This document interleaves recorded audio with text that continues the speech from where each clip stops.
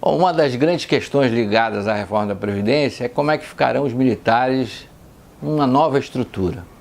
Bom, lá no Chile, que fez uma reforma radical durante o governo Pinochet, ou seja, durante um governo militar, as Forças Armadas ficaram de fora dessa nova estrutura. Lá o regime é de capitalização, ou seja, todo mundo contribui para si mesmo. Não tem mais esse regime de solidariedade como existe no INSS no Brasil.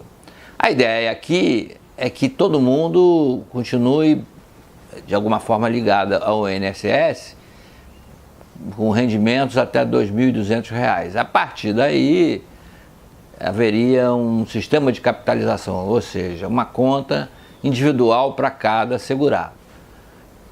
2.200 abrange 70% ou mais da população brasileira. Então, é uma reforma que vai atingir aqueles que estão no topo da pirâmide.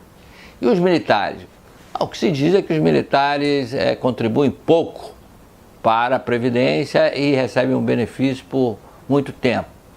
Em função da Guerra do Paraguai, por exemplo, até as netas dos militares recebiam pensões, qualquer que seja seu cargo nas Forças Armadas, de soldado a almirante, brigadeiro ou general. Bom, a ideia é que a nova Previdência seja universal, seja para todos, inclua seletistas, autônomos, funcionários públicos e também os militares. Todavia, os militares têm um regime de trabalho diferente dos civis. Por quê? Há uma questão física. Um soldado, por exemplo, ele não pode ir para a guerra com 50 anos, ele não vai ter preparo físico para uma situação de conflito, né? Então, toda aquela tropa de enfrentamento, ela não tem condição de ficar a partir de uma certa idade. Já o alto oficialato pode ficar, é comum, né? Os generais são pessoas de cabeça branca, estão no comando, nem sempre estão no campo de batalha. Ou se estão no campo de batalha, estão numa situação de retaguarda. Esses poderiam ficar até mais tempo, e era bom porque, nesse caso, a experiência às vezes vale mais do que o preparo físico.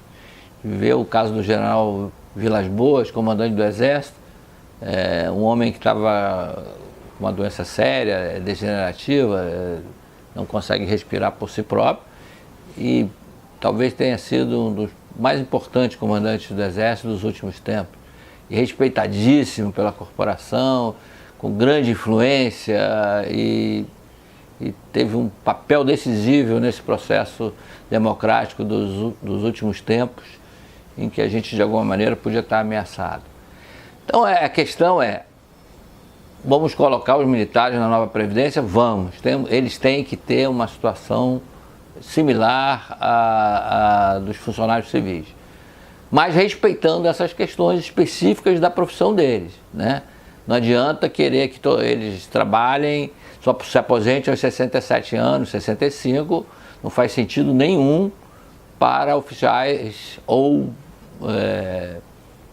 subalternos que vão estar na artilharia, na infantaria, em qualquer situação de confronto, possível confronto.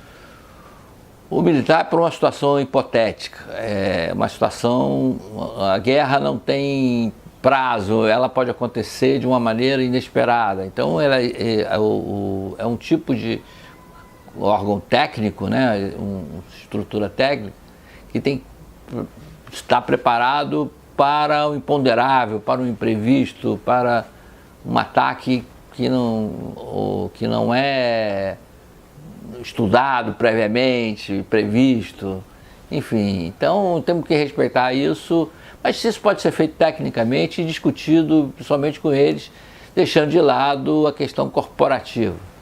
O fato de hoje, mesmo a guerra hoje é mais tecnológica do que aquela de enfrentamento corpo a corpo, né? Se usa mísseis, se usa tecnologia, informática, e nesse caso muita gente pode ficar na corporação até mais tarde.